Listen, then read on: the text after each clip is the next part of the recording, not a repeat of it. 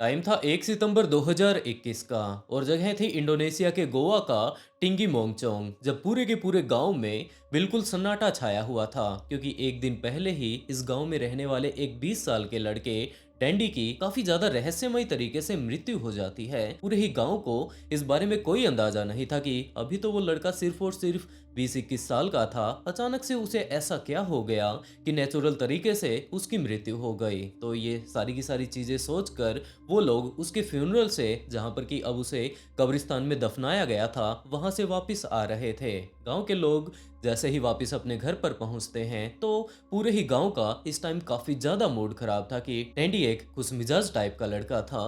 पूरे ही गांव में किसी की भी वो मदद करने से नहीं चूका करता था, लेकिन अचानक से पता नहीं उस लड़के को क्या हो गया जिसके चलते अब ज्यादातर गांव वालों का मूड खराब था। कुछ एक लोग तो ऐसे मौजूद थे जिन्होंने कि काम पर जाने से ही मना कर दिया। इस टाइम वो लोग अपने घरों के बाहर बैठे हुए थे। गांव के बहुत सारे बूढ़े बुजुर्ग लोग और भी मौजूद थे जो कि इस टाइम अपने घर के बाहर बैठकर बातें कर रहे थे। काफी सारे लोग इसी तरीके से जो कि अपने काम पर जा रहे थे, वो लोग भी इस बारे में आपस में बातें कर रहे थे कि उस 20-21 साल के लड़के के साथ ऐसा अचानक से क्या हो गया। उसने तो कोई गलती भी नहीं की थी, बेचारा बहुत ज्यादा शरीफ लड़का था, उसके साथ पता नहीं ये सब हुआ भी तो क्यों हुआ। गांव के लोग इन्हीं सारी चीजों के बारे में बात कर रहे थे कि तभी बायू नाम का एक लड़का जो कि एंडी का चाचा लगा करता था, वो गांव वालों के पास भाग कर आता है। उसने आते ही गांव वालों को ये बात बोलनी शुरू कर दी कि उसे मदद की जरूरत है क्योंकि डैंडी की 6 साल की छोटी बहन इस टाइम खतरे में है। तो गांव वालों ने जैसे ही एपी के बारे में ये सब सुना कि अब डैंडी तो अपनी जान गंवा ही चुका है, अब उसकी छोटी बहन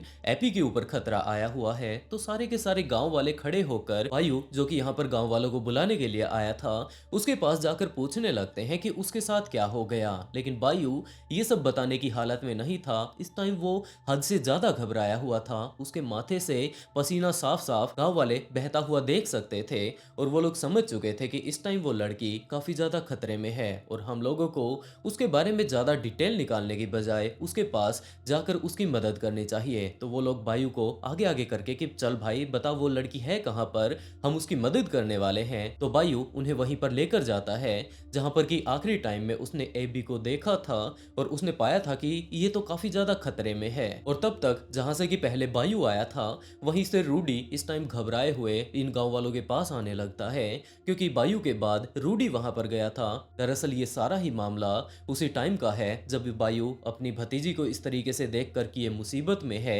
गांव वालों को बुलाने के लिए चला जाता है। उस टाइम रूडी को तो पता नहीं था कि यहाँ पर क्या कुछ चल रहा है। वो नॉर्मली तौर पर एक घर के बाहर से गुजर रहा था कि उसी टाइम उसे एक छोटे से बच्चे के रोने की आवाज सुनाई देती है। रूडी को कुछ भी अंदाजा नहीं कि यहाँ पर क्या कुछ चल रहा है, तो वो उस घर के पास जाकर उसकी खिड़की से अंदर की तरफ देखने की कोशिश करता है। और उस टाइम रूडी को दूसरी बार, क्योंकि पहला बंदा तो बायू था जिसने कि उसे प्रॉब्लम में देखा था, और जैसे ही रूडी ने उस घर के अंदर जाकर खिड़की से देखना शुरू किया तो वहां का नजारा इतना ज्यादा खतरनाक था कि वो वहीं पर खड़ा खड़ा फ्रीज हो जाता है। वो कुछ भी समझ नहीं पाता कि ऐसा यहाँ पर कैसे हो सकता है, क्योंकि उसने देखा कि इस टाइम एपी नीचे जमीन पर पड़ी हुई है। डैंडी की छोटी बहन जिसने कि लगभग एक दिन पहले अपनी जान गंवा दी थी, उसकी 6 साल की बहन इस टाइम नीचे जमीन पर पड़ी हुई है। ये नॉर्मली नहीं पड़ी हुई, जबकि 5 से 6 लोगों ने इसे काफी ज्यादा बुरे तरीके से दबोच रखा है। और उसमें भी मेन था एपी का पिता टीटी। उसने अपनी बेटी को कुछ इस तरीके से पकड़ रखा था,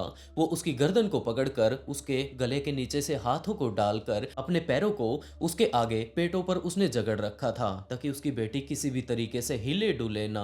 उसका दादा दूसरी तरफ उसकी टांगों के ऊपर बैठा हुआ था। उसका एक चाचा उसके एक हाथ को पकड़े हुए था, दूसरे चाचा ने उसका दूसरा हाथ पकड़ रखा था। और इस टाइम जो एपी की माँ हाथा थी वो अपनी उंगली उसकी आंखों की तरफ लेकर जा रही थी। इन सभी चीजों को देखकर रूडी बहुत ज्यादा घबरा जाता है कि ये लोग अपनी ही बेटी के साथ कर क्या रहे हैं। एक ही दिन पहले इनके बेटे डैंडी ने अपनी जान गंवाई है, तो अब ये लोग अपनी बेटी के साथ यहाँ पर क्या कर रहे हैं। ये बेचारी 6 साल की लड़की अपनी अच्छे से प्रोटेक्शन तक नहीं कर सकती और दूसरी तरफ इसके ऊपर तो हमला करने वाले भी तकरीबन 5 से 6 लोग मौजूद हैं। और उसके बाद वो वहीं से खिड़की से ही आवाज लगाने लगता है कि वो उस लड़की को छोड़ दें, ये बेचारी एक बंदे के साथ अच्छे से संघर्ष नहीं कर सकती, तो आप लोग 5 से 6 लोग इसके ऊपर हमला क्यों कर रहे हैं। और वो अपनी ये खिड़की वाली जगह छोड़कर दूसरे दरवाजे से अंदर जाने की कोशिश करता है और वहां पर पहुंचने पर एपी का चाचा उसके हाथ को छोड़कर उसे जाकर पकड़ लेता है और ये बात कहता है कि रूडी, तुम्हें घर के अंदर आने की कोई जरूरत नहीं, यहाँ पर एक रिचुअल चल रहा है। और ये बात बोलकर वो वापस उसे वहां से बाहर फेंक देता है। लेकिन रूडी यहीं पर रुकने वाला नहीं था, क्योंकि उसकी माँ हाथा इस टाइम अपनी उंगली को सिर्फ और सिर्फ अपनी बेटी एपी की आंखों की तरफ नहीं कर रही थी, जबकि उसने वो उंगली उसकी आंखों के अंदर ही डाल दी थी। वो उसकी आईबॉल को बाहर निकालने की कोशिश कर रही थी। ये सभी चीजें देखकर इस टाइम रूडी बहुत ज्यादा घबरा चुका था और वो जोर जबरदस्ती करके एपी के चाचा को, जो कि इस टाइम उसे पकड़ने की कोशिश कर रहा था, उसे दूसरी तरफ फेंकते हुए कमरे के अंदर जाने की कोशिश करता है। और इसी टाइम एपी की माँ हाथा ने रूडी को ये बात कही वहां की लोकल लैंग्वेज में कि ऐसो लुको, जिसका मतलब था कि वहीं पर रुक जाओ, वहीं पर रुक जाओ और यहाँ से वापस चले जाओ। लेकिन रूडी इन सभी चीजों को तो देख नहीं सकता था। ये काफी सारे लोग थे, वो अकेला था।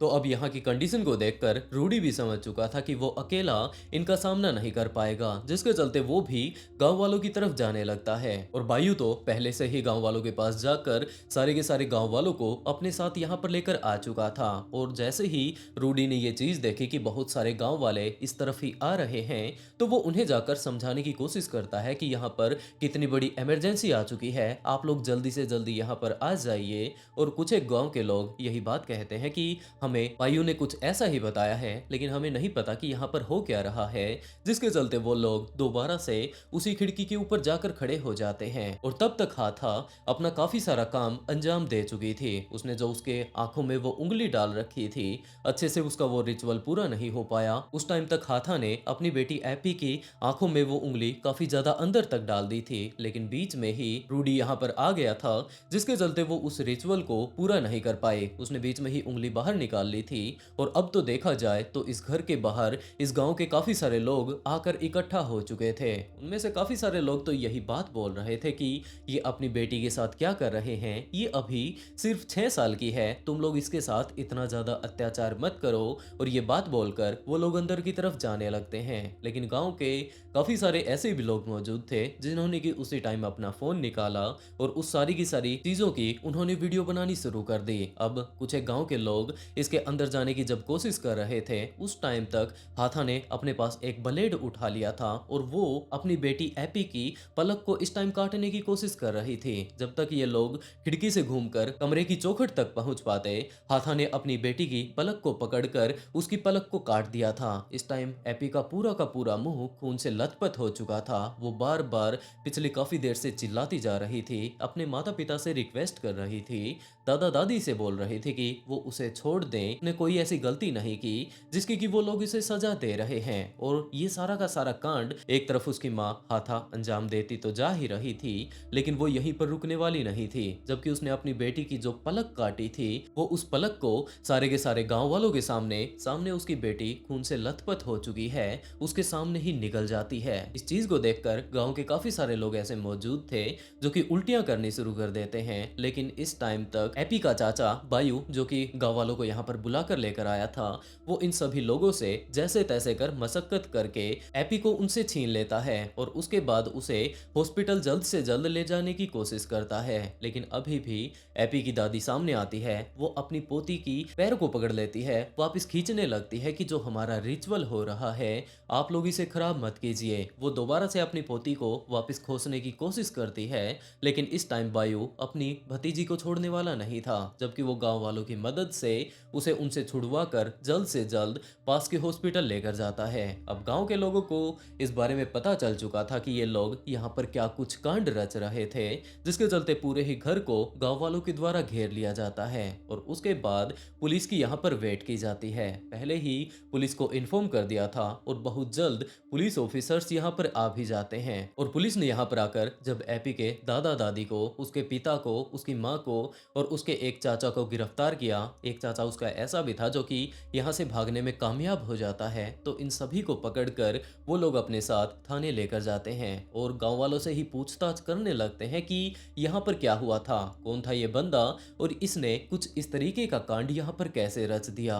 और उसके बाद कुछ एक गांव वालों ने ये बातें पुलिस ऑफिसर्स को बताई कि जनाब, ये हमारे गांव का ट्रेडिशनल हीलर है। किसी भी व्यक्ति को अगर कुछ दिक्कतें हो जाती हैं जो कि डॉक्टर से ठीक नहीं होती, या फिर हम लोग कहें पैरानॉर्मल तरीके की चीजें, भूत प्रेत या फिर किसी के ऊपर साया आया हो, तो वो लोग इसी के पास आया करते थे। ये किसी भी तरीके की उन्हें जड़ी बूटी नहीं दिया करता था, जबकि ये तो अपने पास एक पानी रखा करता था। इसका ये कहना था कि ये पानी जो है ये मंत्रों से शुद्ध किया गया है और वो उसी से उनका इलाज किया करता था। गांव के काफी सारे लोग ऐसे मौजूद थे जिनका कि ये कहना था कि उस पानी से जब इन्होंने अपने आप को शुद्ध करवा लिया, उसके बाद इनकी बीमारी अच्छे से ठीक हो गई है। ये जितने भी गांव के लोग थे जो कि जल्दी से ठीक नहीं हुआ करते थे, बीमार हो जाते, तो वो लोग भी अब इसके पास आने लगे थे, क्योंकि इन लोगों के पास डॉक्टर के पास जाने के इतने पैसे नहीं हुआ करते थे। तो वो लोग अपने ही गांव में मौजूद इस ट्रेडिशनल हीलर के पास आ जाया करते थे। गांव के कुछ लोगों का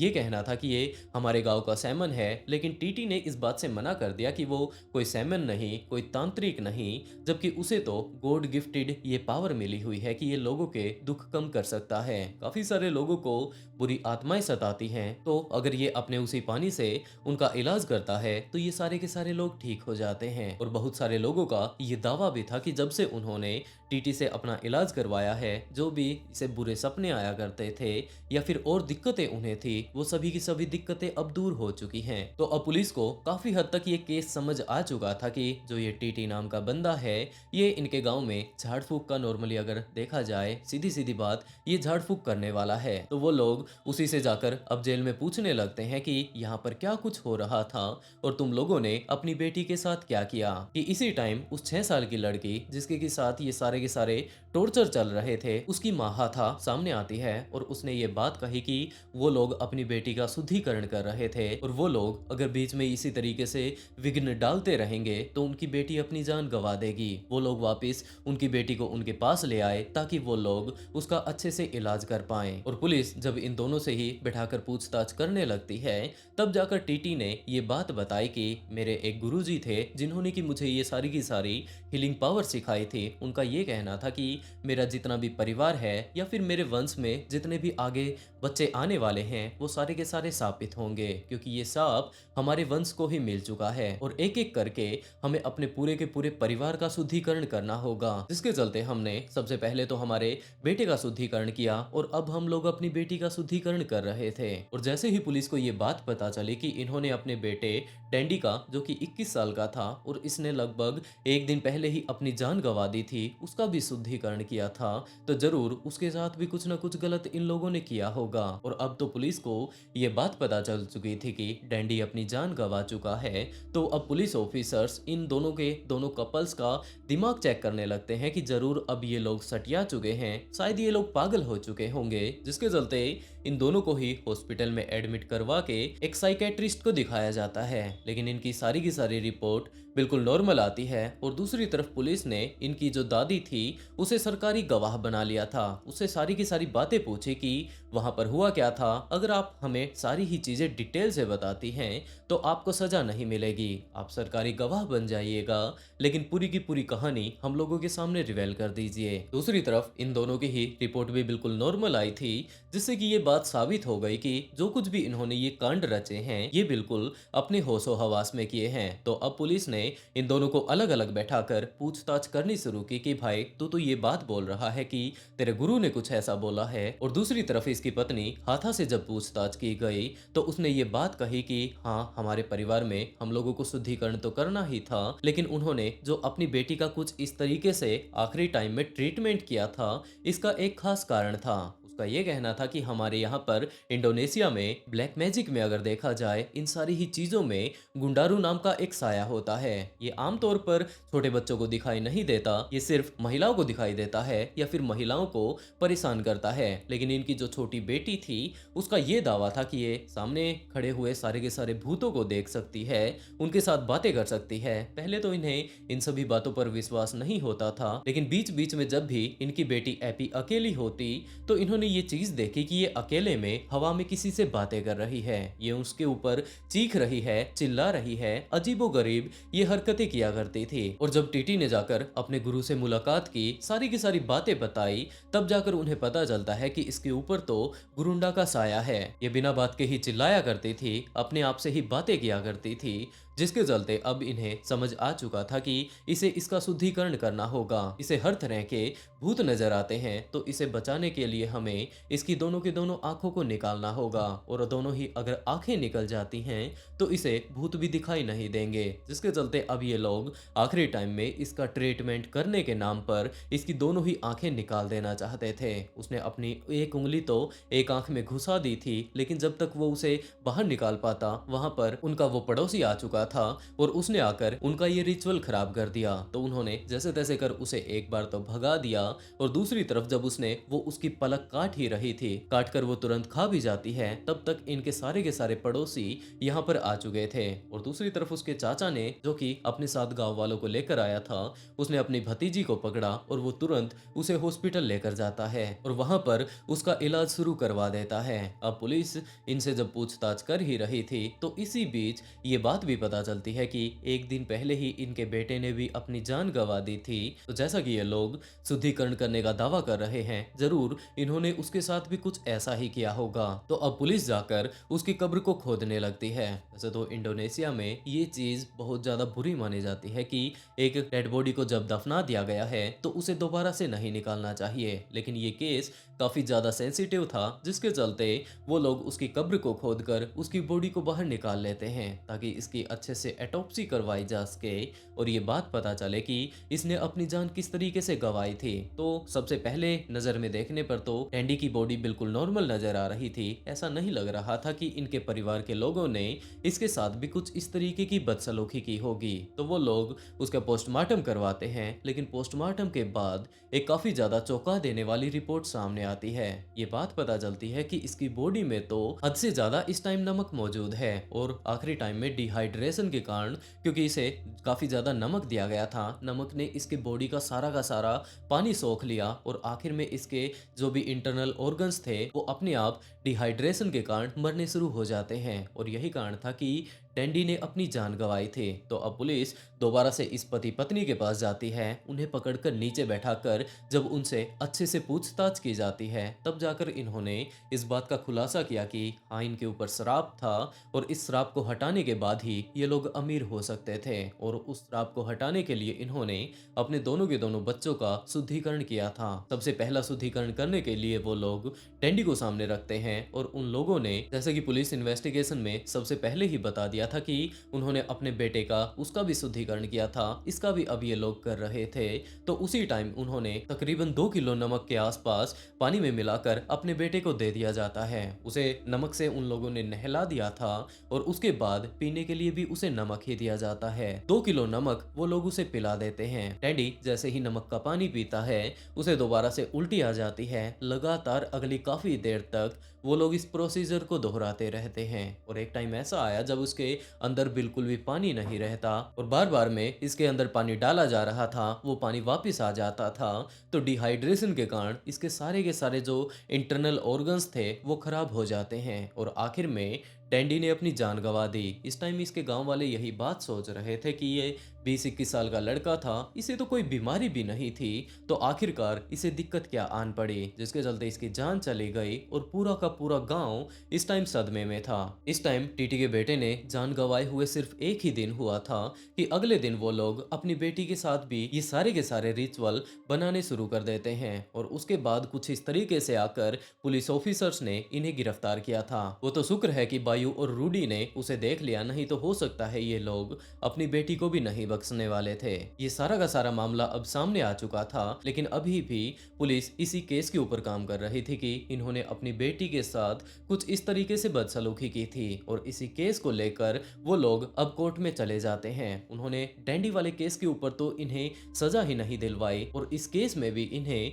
सिर्फ और सिर्फ किसी को 3 साल की, किसी को 5 साल की और किसी को 4 साल की सजा मिलती है। इस बात को लेकर पूरे ही गांव वाले बहुत ज्यादा गुस्सा थे कि इन्होंने अपने लड़के को नहीं बख्शा, अब ये लोग अपनी 6 साल की लड़की को भी नहीं बख्श रहे थे, तो इन्हें इतनी थोड़ी सजा क्यों मिल रही है। लेकिन कोर्ट का ये कहना था कि एपी के साथ इन्होंने काफी ज्यादा बदसलूकी की, लेकिन वो लड़की अब जिंदा है, जिसके चलते अब इन्हें उतनी सजा नहीं मिल सकती जितना कि एपी अगर अपनी जान गंवा देती तब मिलने वाली थी। और इस बात पर पूरे ही गांव में काफी ज्यादा गुस्सा भरा हुआ था कि ये लड़की अपनी जान बचा लेती है, ये इसकी किस्मत है, लेकिन उन लोगों ने तो अपनी तरफ से कोई भी कमी नहीं छोड़ी थी। और ये सारा का सारा कांड किसी अननोन व्यक्ति ने नहीं, जबकि खुद उसके माता पिता ने, उसके परिवार के सदस्यों ने किया था। कोई अगर बाहर का करता है तो ये बात कही जा सकती है कि ये लोग इनके लगते ही क्या थे, लेकिन ये तो खुद इसके माता पिता थे, ये लोग अपने बच्चों के साथ ऐसा कैसे कर सकते हैं। और इसी बात को लेकर इन गांव वालों के अंदर काफी ज्यादा गुस्सा भरा हुआ था, लेकिन डैंडी वाले केस को तो संभाला ही नहीं जाता है, उसके नाम की तो उन्हें सजा मिली ही नहीं। लेकिन इस पूरे के पूरे केस में जो एक सबसे अच्छी बात थी वो ये कि एपी की जान बच जाती है, उसने अपनी पलक तो गवा दी, लेकिन दूसरी तरफ जहां पर उसकी माँ ने उसकी आंखों में उंगली लगाई थी, काफी अंदर तक उंगली डाल दी थी, उसकी वो आंख भी काफी सारी सर्जरी की जाती है, आखिर में जाकर ठीक हो जाती है। और कुछ इस तरीके से इस केस के जो असली दोषी थे उन्हें 4 साल के लिए या फिर 5 साल के लिए जेल में डाल दिया जाता है। दोस्तों, आप लोग इस पूरे के पूरे इंसिडेंट को जान चुके हैं, तो आप लोग इस केस के बारे में क्या कहना चाहेंगे, खास तौर पर एपी के माता पिता के बारे में, जिन्होंने कि अपने बेटे तक को नहीं बख्शा, अब अपनी प्यारी सी बच्ची तक को वो लोग काफी ज्यादा बुरे तरीके से टॉर्चर करते जा रहे थे। तो आखिरकार इन लोगों को असल में क्या सजा मिलनी चाहिए थी। और दोस्तों, आज के लिए बस इतना ही। अगर स्टोरी सुनाने का तरीका अगर पसंद आया हो तो वीडियो को लाइक कर ब्लडी फाइल्स को सब्सक्राइब जरूर कर लें, क्योंकि इसी तरीके के काफी सारे ट्विस्टेड केस मैं यहाँ पर लेकर आता रहता हूँ। और इसी के साथ दोस्तों, आज का शाउट आउट सब्बू खान को, and write a beautiful comment to get a shout out in next video. बहुत जल्द मिलते हैं एक और नए ट्विस्टेड केस के साथ।